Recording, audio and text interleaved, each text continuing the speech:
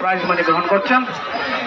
দর্শক মন্ডলী, আজকের এই খেলাটি শান্তভাবে উপভোগ করার জন্য আপনাদের সবাইকে ধন্যবাদ জানাচ্ছি।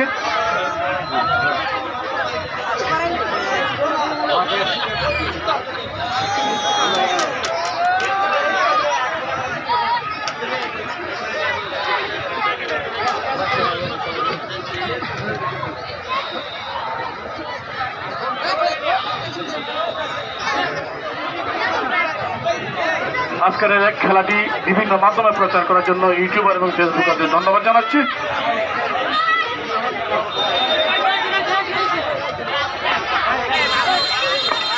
দর্শকরা আপনারা নিরাপদ দূরত্ব বজায় রাখুন।